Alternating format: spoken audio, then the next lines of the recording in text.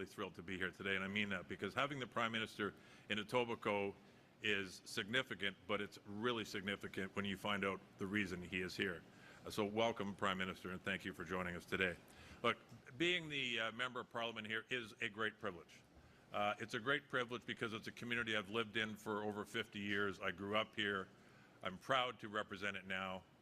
And there is so much positive activity in this community that I get to be a part of. My voice in Ottawa is to speak for the community members in this riding. My voice in Ottawa is to speak for the businesses in this riding. And my voice is to go to Ottawa and tell everybody how great this riding is. Effectively, what some members of Parliament's responsibility is, you're the bragger-in-chief for your community. And here in Etobicoke, I have lots to brag about. And standing here in the Ontario Food Terminal is a shining example of that, because the Ontario Food Terminal, let me put it in perspective, in my perspective. I have a lot of colleagues from rural Canada, and they will ask me regularly, what do you know about agriculture? What do you know about farming? What do you know about feeding Canadians? I said, let me tell you about the food terminal. I probably, in 32 acres in my riding, I feed more Canadians than most rural ridings in this country. And it's something I'm incredibly proud of. When I drive by here day in and day out, I think of all of the food, all of the produce, all of the flowers that are generated from this facility. If you drive around the GTA or the Greater Toronto Area or beyond, people's plates are filled with fruits and vegetables, their gardens are with flowers, and they came from the Ontario Food Terminal. And it all came from farms in surrounding area. If you go up north of Toronto, southwestern Ontario, and some of those great suppliers are here today. I see a lot of friends in this room who I'm so proud to represent and support, and I want to thank all of you too. But the reason we're here, and the reason the Prime Minister is here, is I'm going to invite Minister Heath MacDonald to join us in a moment, and his Parliamentary Secretary, my colleague Sophie Chattel, is with us as well, and I'm really pleased that she's here. Shortly after the Prime Minister asked Minister MacDonald to take on the agricultural portfolio, I said to him, you got to come to the Ontario Food Terminal. I only said it once, and a few weeks later he walked by me in House of Commons. He said, I'm coming to the food terminal. And he came here just a couple of months ago. We did a tour of this great facility with many of you who are here today, and he had the same reaction that I do every time I come and everybody else does when they come through this facility. And he recognized that, and in a time when food prices are rising, that this place was ahead of its time.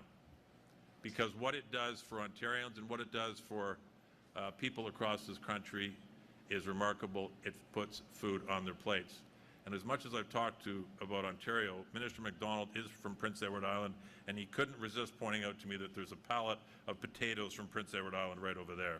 So, Minister MacDonald, I just want to say how much I appreciate you making this happen, how much I appreciate you coming here today, and how much I know everybody here appreciates it as well. So, Minister MacDonald.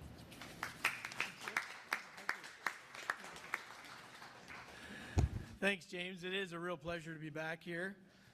And who wouldn't want to come here when it's 33 degrees outside and about 0 degrees in here? It's wonderful. Look, there's a lot of people to thank in this process. It's an exciting day for us as a government, for Canadians, for fruit and vegetable growers of Canada. There's a lot of people to thank to put this whole process together, starting first and foremost with our Prime Minister. He believes in this. He knows the value. He knows the economic value. He knows the end result is going to be ensuring food affordability for Canadians. And we're challenged at this time in this world with everything that's going on in the geopolitical situations we find ourselves in. It has never been like this before. We're up for the challenge. The growers, the ranchers, the growers that are standing over here to my left, the CPMA, they're up for the challenge. We're going to work together. We're going to make this happen. We're going to put more food on the plates of Canadians, affordable food and nutritious food.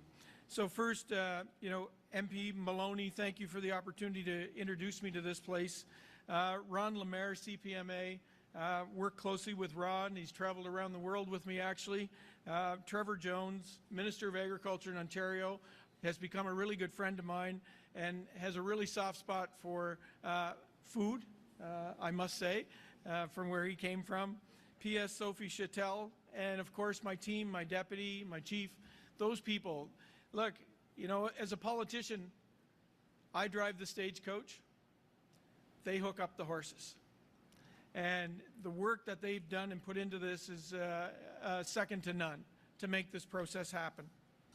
But you don't do this unless you have the leadership of the Prime Minister sitting behind you. And I can tell you, he's been superb in the support of all of this. This has come together relatively quickly because we know we have to act as soon as possible. For more than 70 years, Ontario Food Terminal has been critical to a link of food delivery. Starting every day well before the sun comes up, farmers help to bring fresh, local, affordable food to the plates of Canadians. They create jobs, contribute significantly to the economy and to the growth of Canadian businesses. From the small family farm, family-run grocery stores, markets, restaurants, etc., all the way to major supermarket chains. Today, the work being done across our agriculture and agri-food sector is needed, as I said, more than ever. Many Canadian families continue to face high food prices due to pressures around the globe and here at home. Meanwhile, Canadian farmers are facing historic instability on world markets. Our government is working hard to make life more affordable for Canadian families. And we're working to help our farmers and food processors get more of their high-quality food onto menus, shopping lists, right here in Canada. Prime Minister, I want to thank you for your leadership on this. The economic growth in the strong agri-food sector in Canada. You've been a great supporter of mine and this industry and sector, and I can tell you, I hear it all the time from stakeholders. Prime Minister, you're leading the way and you're putting them at the forefront because I know you know the value of this industry in this country, the economic value, but also food security and sovereignty in this country is extremely important. So with that, I'm going to allow the Prime Minister to come up and say a few words after James and I were long-winded, and we'll thank you. All right. Thanks for all your support. Wow, thank you. Wow. Thank you very much, Heath. Thank you, Minister. If you think that was long-winded, wait. Just I hope you're sitting comfortably. It is a great pleasure to be here. Let me say, it is great to be back in Etobicoke, James. I'm going to endorse that. Not necessarily best riding in the country. Obviously, we all have our own ridings. Nepean for me, but my brother lives in Etobicoke. I spent a lot of time here over the decades, and it is a great place. And you're making it even better. But this is, in many respects, the heart of Etobicoke, and it's the link to, as you say, the kitchen table across the GTA and beyond. I'm a little concerned that we're here at the Ontario Food Terminal late in the day, because when you're here at 2 and 2:30 in the morning, 5 o'clock in the afternoon is late in the day. You're going to be turning around. So, Ron, thank you. Let me also thank John Franco for hosting us, everybody for being here and what you're doing, what you do every day. 70 years, the Ontario Food Terminal has been at the heart of the food chain in Ontario. Nicknamed the Stock Exchange, terminal that connects 5,000 buyers and sellers from farms to retailers across Ontario. The largest food terminal in Canada, 4th largest in North America, moving 2 billion pounds of fruit and veg every single year. Now, this is where we start to get into what we're announcing today, because our vision is that this terminal, expanded, this terminal and others like it will play increasingly important roles in building a stronger and more resilient food system and a stronger, more resilient Canada.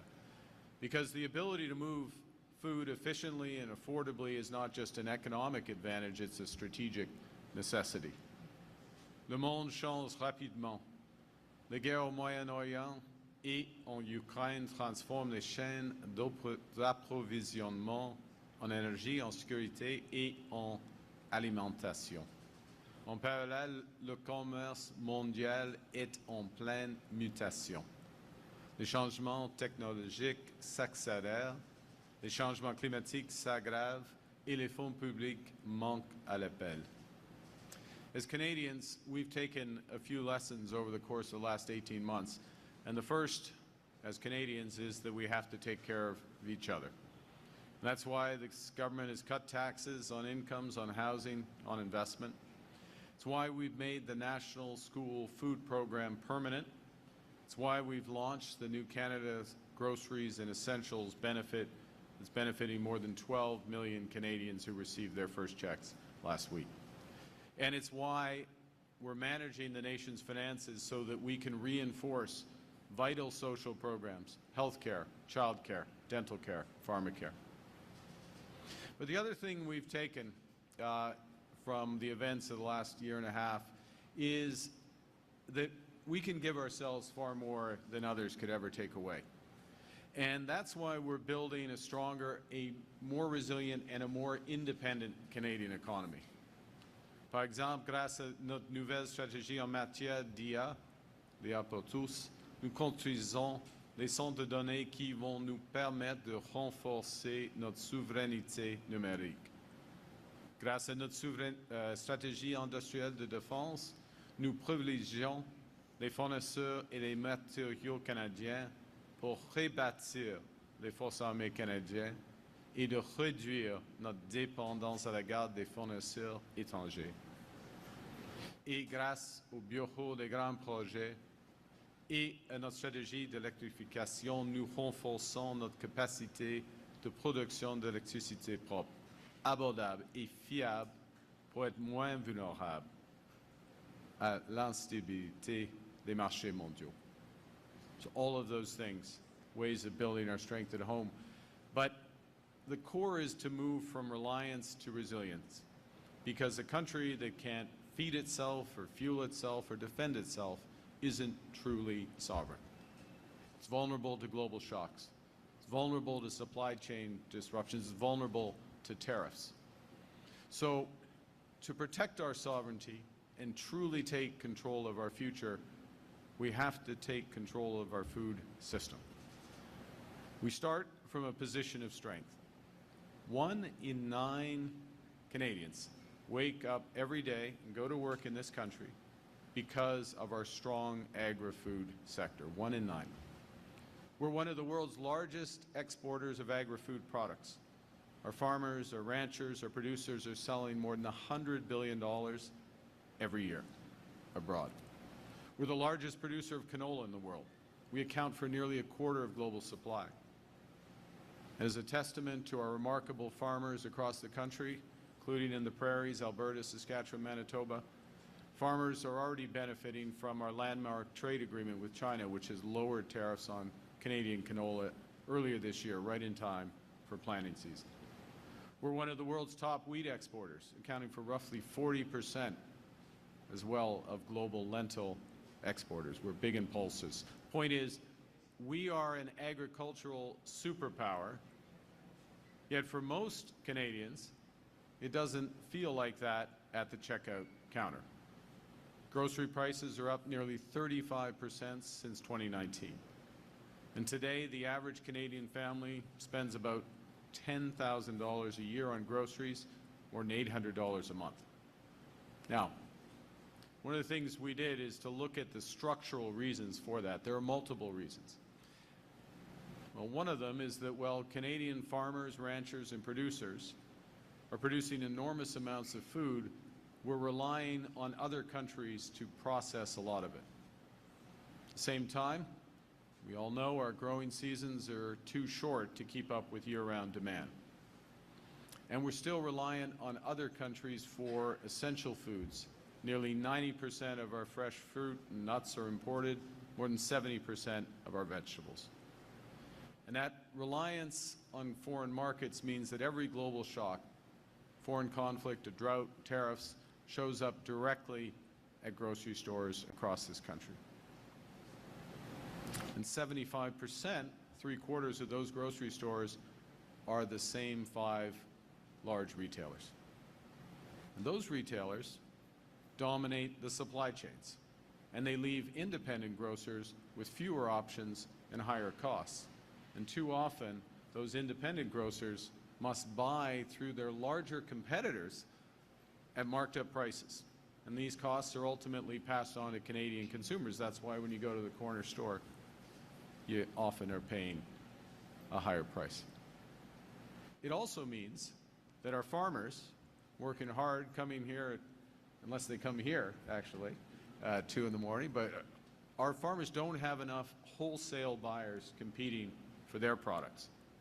And the result of all of this is, despite our vast agricultural strengths, we continue to face some of the higher grocery costs than we should.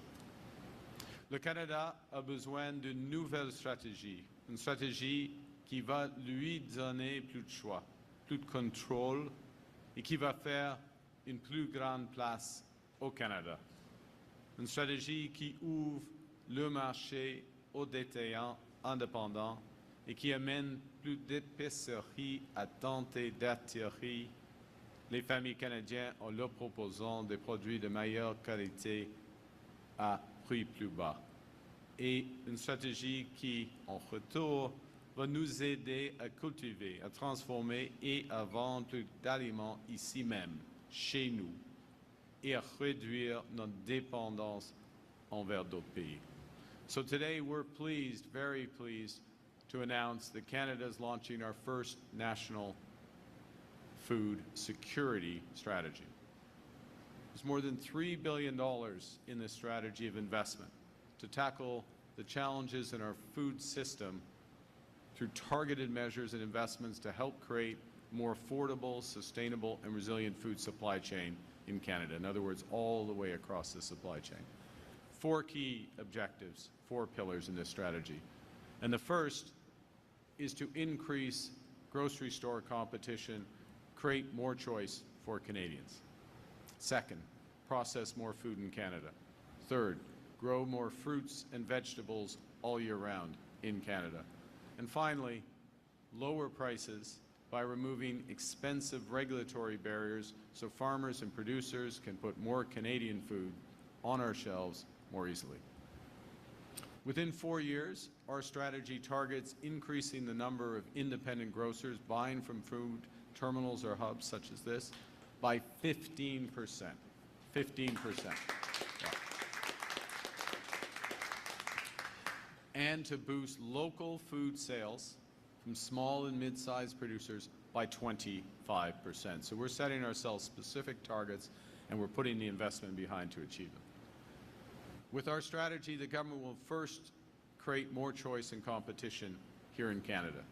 We'll provide $1 billion over 10 years to establish a new 10-year Food Link Fund, starting right here at the Ontario Food Terminal. This fund will expand existing food terminals and start construction on 2 new ones by the end of 2028. And may I just, I should take a moment, Minister Jones, Trevor Jones of Ontario, and the partnership with Ontario in aspects of this will be essential. And thank you for your leadership on that and that of Premier Ford.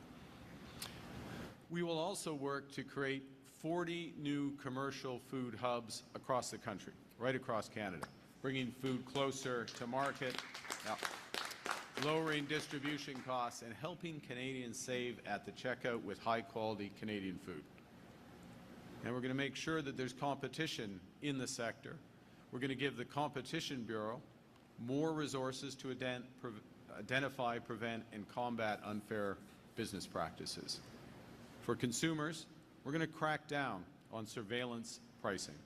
We're amending privacy legislation to protect consumer data, your data, so companies can no longer use it to charge you higher prices.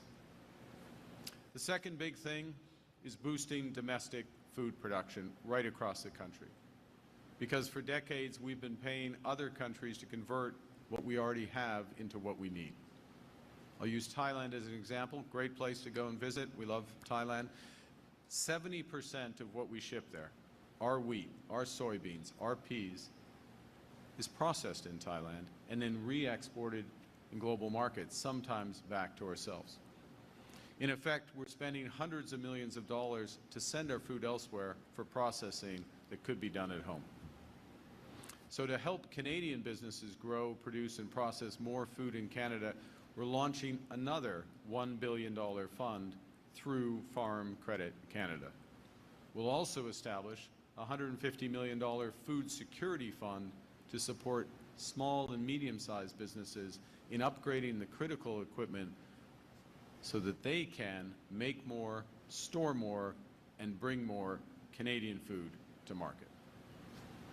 We'll establish and create a $100 million collaborative food innovation fund to help producers expand processing so more of each crop is used here.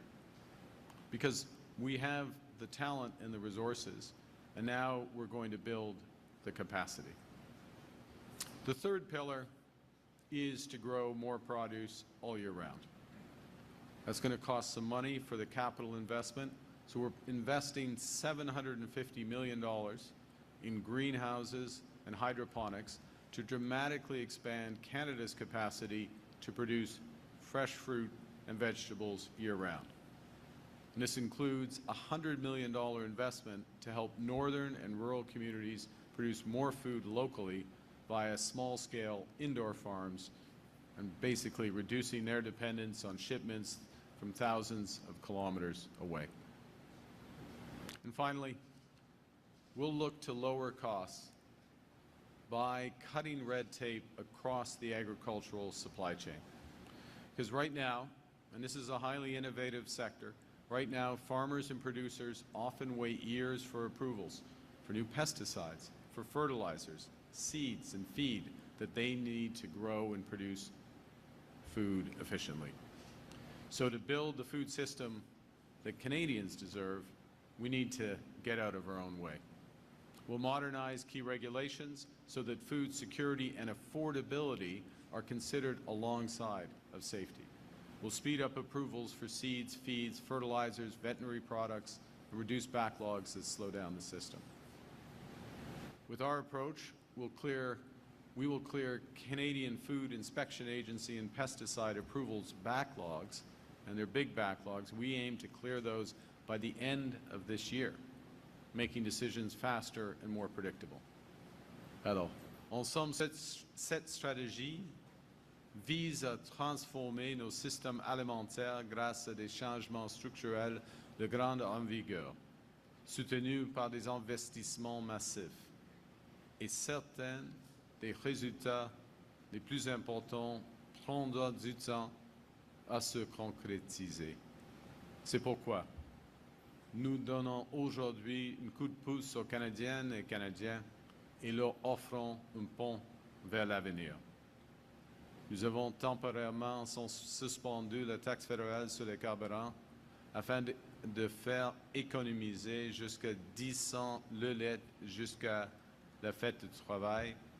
Nous avons déjà réduit l'impôt pour 22 millions de Canadiens de la classe moyenne et grâce à la nouvelle allocation canadienne pour l'épicerie et les besoins essentiels, 12 millions de Canadiens et Canadiennes ont reçu leur premier versement la semaine dernière, soit jusqu'à 533 $ pour une famille de 4 personnes. So let me conclude.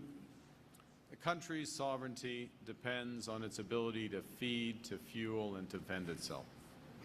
Right now, we're not fully in control of our food system.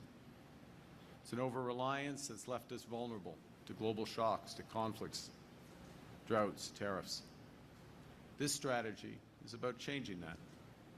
It's about putting Canadians back in control of what we grow, what we buy, what we put on our table. Doing so, we're creating much more opportunity for farmers, much more competition for your hard-earned dollar by grocers, much more choice for Canadian families. We're going to grow more at home, process more at home, and feed more Canadians with Canadian food. Building a Canada that's not just strong, but good. Not just prosperous, but fair and affordable. Canada that doesn't just work for some most of the time, but works for all Canadians all of the time. Our national food strategy will help create a strong, stable food system in Canada, from the farm to the grocery store to your dinner table. With that, Minister and I thank you. Thanks for your attention. Merci, and I look forward to your questions. Thank you very much.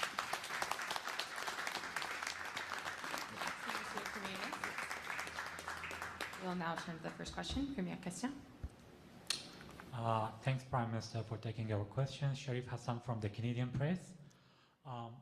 This morning, unfortunately, a Toronto police officer was killed in a raid linked to the U.S. consulate shooting. I wonder if you have been briefed on this as a matter of national security. And is there anything if you could share about the link between the two incidents? Thank you for your question. And it was very heavy heart. The day began. The Toronto police officer, Constable Mark Pinizzotto, killed in the line of duty, protecting our community. And it follows on from the death of Constable Taryn Bali on Tuesday. These officers, these brave officers serving, as I say, protecting our communities, we're in their debt forever.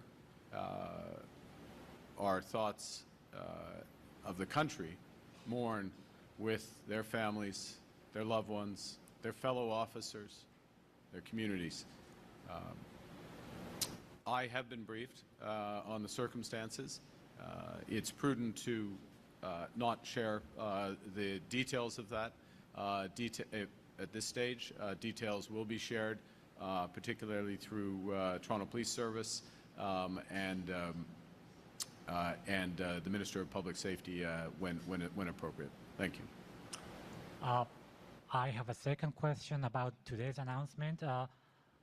Prime Minister, let me find my question.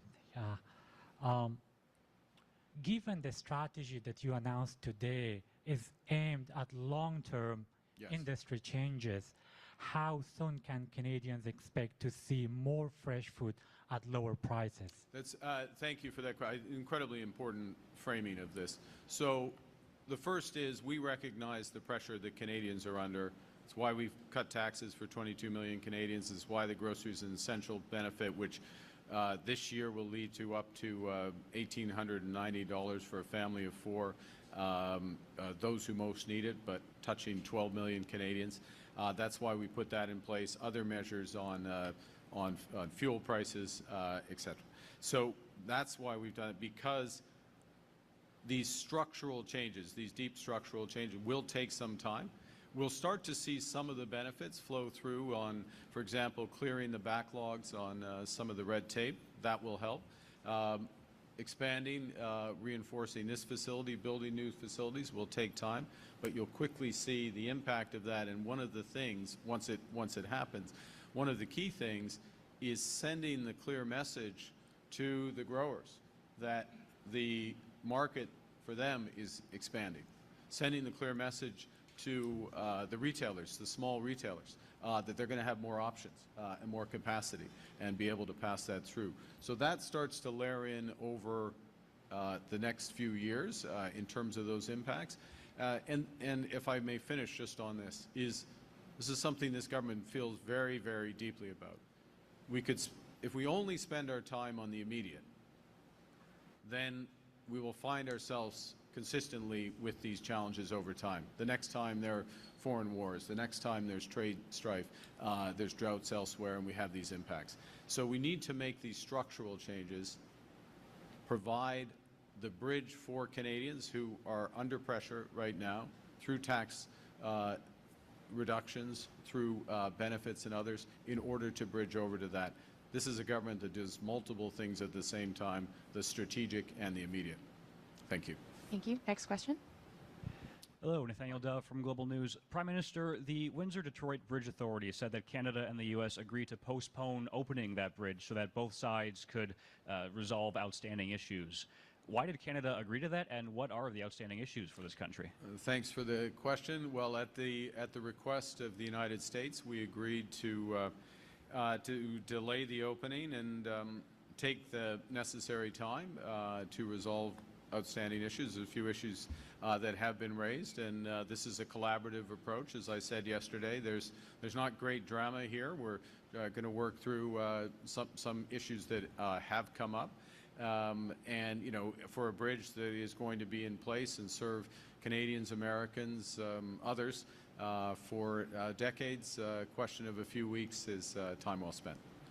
But I can push you on that. What specifically are those issues that you're delaying? We'll work. I mean, there's some things that have been raised, it's a series of technical aspects, which we'll work through with the United States. Thank you. Next question. En français, c'est la même question, en effet. Oui. Alors, à la demande des États-Unis, nous avons, le Canada a accepté de retarder l'ouverture du pont Gordie Howe et de prendre le temps nécessaire afin de régler les enjeux. Il y a quelques enjeux techniques qui concernent les Américaines et dans une circonstance avec une infrastructure incroyable et importante, une infrastructure qui va exister pour des décennies, de prendre quelques semaines afin de régler les enjeux, c'est une bonne usage, disons. Merci. Le point Pardon? Vous êtes sur le point de quitter pour aller au G7. Oui. Avez-vous l'intention de rencontrer le vice-président Trump en tête-à-tête? Et pensez-vous que ça pourrait aider à relancer, à relancer les négociations commerciales?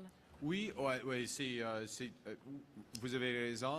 Ce soir, j'irai à Paris afin d'avoir une tête-à-tête, une bilatérale avec Monsieur le Président Macron afin de mieux préparer le G7. Il est le président du G7, en fait. Et la semaine prochaine, il y aura la réunion actuelle, la réunion propre. Oui, ce sera une occasion d'avoir des discussions avec Monsieur le Président Trump sur plusieurs sujets, y compris la commerce. Ce qui est important, il y aura une réunion entre Monsieur Leblanc, notre ministre, dans ce contexte de commerce par rapport aux États-Unis, et son homologue, l'ambassadeur Greer. Et notre négociatrice en chef, Mme Charette, va être là. Alors, il y a des discussions spécifiques entre les dirigeants sur ce dossier commercial. Et j'aurai des conversations, oui, avec M. le Président Trump sur plusieurs sujets. Est-ce que c'est possible, à votre avis, dans ce type d'événement-là, de discuter ouvertement avec M. Trump sans qu'il monopolise toute l'attention? C'est difficile de vous pas clair, entendre. je vais répéter dans le micro. Oui. Est-ce que c'est possible, à votre avis, dans ce type d'événement-là, de discuter ouvertement avec M. Trump sans qu'il monopolise toute l'attention? Dans la réunion, dans la grande réunion. Oui, c'est toujours intéressant et toujours important d'entendre le président des États-Unis, surtout M. Trump. Et c'est un des avantages des réunions. Non,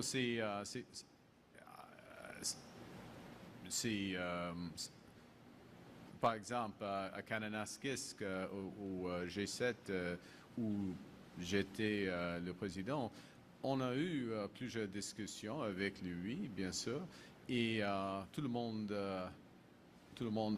a l'occasion d'exprimer leur point de vue. C'est un vrai échange. M. Trump, dans une réunion, il entend. Il écoute en même temps qu'il parle. Oui, c'est vrai. Dans les réunions privées, c'est un vrai échange avec lui. Alors, ce sera utile. J'ai hâte de lui voir. À Evian. Merci. Prochaine question. Can we translate that Question? in English? The two questions. You want that summarized in English? To your second question, which was, look, the president. I'll summarize it as this, which is President Trump in meeting settings. Of course, we want to know his perspective. One always wants to know the perspective of the President of the United States. But in meetings, these are real exchanges. That was the case in Kananaskis. It's been the case in APEC and ASEAN and other meetings I've been with him. He listens as well as speaks, and so these are real exchanges. And certainly, the G7 is taking place at a critical time for the world, geopolitically, geostrategically, given the wars that are ongoing, plus economically, and a host of issues. present and future, including the future of AI. Thank you. Hi there, Prime Minister. I'm Diane Campbell with CBC News. Yes. I do have a couple questions about the bridge, if you don't mind. My question to you is that state Republicans in Michigan are saying that they want to get half the tolls as soon as the bridge opens. Is that on the table? Look, Canada paid for the bridge. We ensured that half of the construction work and the activity associated with it was shared with Michigan, and the benefits, of course, of the bridge will be shared by all. And a yes or no question. Do you believe that... There are no yes or no questions. Sorry. Do you believe that the situation with the bridge is a way for Trump to pressure Canada in negotiations? No, look, the issues that have been raised by the U.S. Administration as a whole and are being addressed. We have not had a direct conversation, President and I, about this issue. So I wouldn't, as I said a moment ago and I said yesterday, this is not a big drama. We're working through. You take time to get things right. It's a major binational project, and we want to launch it in the right way, in a collaborative way, and those are the discussions we're having. There are separate discussions, the previous question related to CUSMA and our trade side, which are ongoing. We made some progress last week in Washington. Minister LeBlanc did on some technical issues. There's a meeting next week at the G7, him and his counterpart, Ambassador Greer, with our chief negotiator, Janice Charette, and we look to continue to move forward on those fronts. But I would distinguish the two. You know, the Canadian-American relationship, there are always countless issues between us, from the security side to specific infrastructure to the trade side. Thank you. Next question. En français, il n'y a pas nécessairement un lien entre les deux, les discussions techniques sur le pont. Il n'y a pas de drame, OK, là, et puis des discussions commerciales en ce qui concerne l'ASEAN. Bon. Monsieur? Sir? Prime Minister, Stuart Lewis from the National Post. Just to put a fine point on, do you expect your government to obtain that renewal of CUSMA? And if not, how do you think your government will handle annual reviews and all the uncertainty that would go along with that? Yeah, well, look, thank you. Well, let me take your question and use it as an opportunity just to, I'm sure you know this, but maybe not everyone watching knows this, which is that the structure of CUSMA is that there was built into it a review, as you know, and a review around the July 1st date. That creates the possibility to extend the timeline so that it would run for another 16 years. If a decision isn't taken, then it has 10 years left to run on that deal. But at any point subsequently, a decision can be taken to make that extension. So the non-renewal doesn't necessarily, I mean, it doesn't take away the possibility or even the probability of an extension when there is a meeting of minds on the structure. Okay, so that's a very important point here. The second is, I'll just make the observation that the way the United States is approaching this is to look for, within the structure of CUSMA, bilateral deals with Canada, separate Canada and Mexico. By the way, we're looking for a bilateral deal with Mexico as well. And we'll work forward on that. But there would be some commonalities that are retained as part of CUSMA's extension. So look, there's issues. We all know that. We're working through a number of them. We've got a lot more work to do, and we'll continue to work on that. Just following up on that, what's your response to Ambassador Hoekstra's comments about, make President Trump a good offer? This comment that he made, I think, this morning. Well, we have engaged, and I have engaged with the president on some good offers. and it's a negotiation, and we'll continue to have these discussions. What the government is going to do is serve Canadians, and we are going to get a deal that's right for Canadians. We understand the U.S. has changed its trade policy, its orientation. There are some specific issues that needed to be ironed out on both sides of the border, and we're working through doing that. We think there's tremendous advantage in certain sectors to keep an integrated market. That's true for 85% of our trade, as you know, which is still tariff-free. But we think across autos, forestry, steel, aluminum, that those opportunities exist. But we've got work to do to convince the U.S. side of that. Mexico is in exactly the same place, slightly different issues, but the same challenge, if I can put it that way, in terms of ensuring that the benefits of integrated North American market are realized. Thank you. Okay. Next question. Thanks. Thank you, Prime Minister. Jenna Olson, CBC News. You mentioned that the new food security strategy would feature a crackdown on surveillance pricing. Yeah. What would that look like? Well, thank you for that. This is an important thing because we signaled last week with our AI strategy. It's one of the reasons I made a reference to the AI strategy, because one thing we will be doing with that is updating the privacy legislation, the federal privacy legislation, and effectively we made the commitment in the AI strategy that we're going to protect your privacy, your children, and your data. And this is part of protecting your data and how your data is used. And surveillance pricing is an example of using data in a way that can be adverse to the interests of Canadians. And so whereas consumer protection, to get constitutional about it, is a provincial responsibility, privacy and the regulations and the laws around privacy, a federal responsibility. So that's how we will do it. We will. The House is still, Parliament is still in session, and the appropriate time, ideally before the end of the month, we will be tabling legislation to that effect. It will have other aspects in the legislation, but it will have this impact. Yeah. Thank you. Just one more. Today, Minister Anand said that your government would be tabling a bill to stop the import of goods made with forced labor. Yes. This was not part of your platform when you were running for office, and you previously stated that you thought Canada has strong safeguards to bar goods made with forced labor. Is this being made a priority amidst discussions with President Trump around CUSMA? So I would say the following. Yeah, I mean, there are some things we didn't. The platform had a lot of foresight, but it didn't have total foresight. For example, the issue you just discussed, you raised on surveillance pricing was not in the platform. On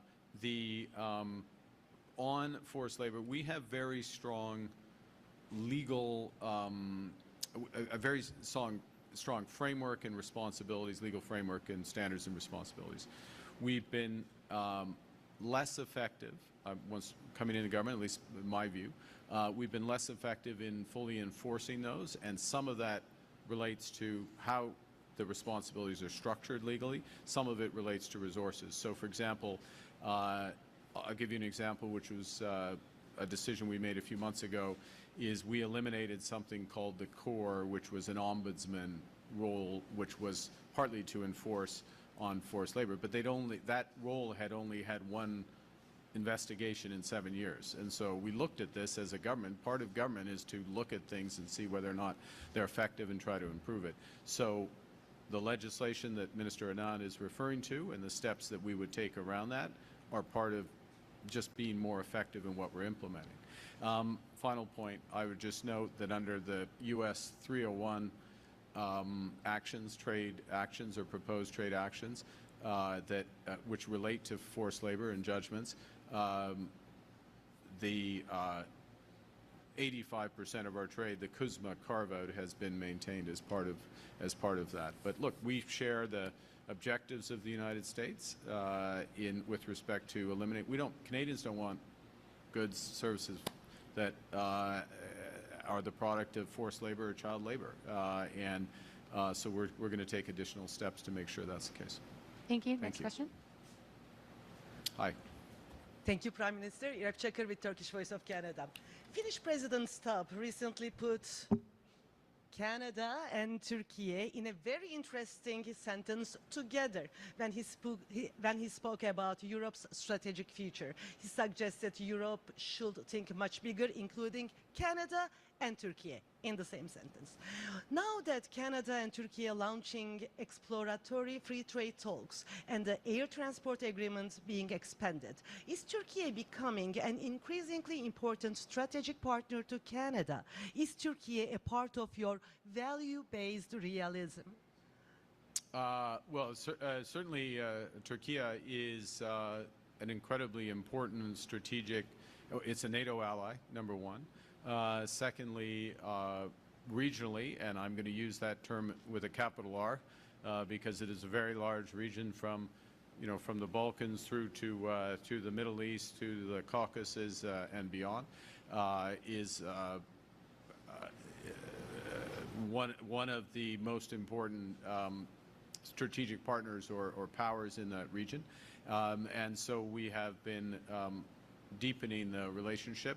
It's early days in deepening that relationship. I will be in Turkey, as you know, next month for the NATO summit, and possibly again, or likely again, later in the year. And so we're in a process of scoping out the deepening of that relationship, yes. And following up on your approach to Turkey, actually, because we have time, a question for that. Tomorrow is the response deadline for the parliamentary petition presented by Liberal MP Sima Akan, which calls for extending work permits for over 7,000 Turkish earthquake survivors here in Canada. Will your government commit to extending these temporary measures to provide these tax-paying, grocery shopping families with clarity and fairness before their permit expires? I will look at it. I have 24 hours to make a decision on it. It's not something that was immediately on my radar, but thank you for the question and bringing it to my attention. Thank you. Thank you. That concludes today's press conference. That concludes la conférence de presse. C'est tout. Merci. All right, there you go. Thank you. Thank you all. Thanks for coming.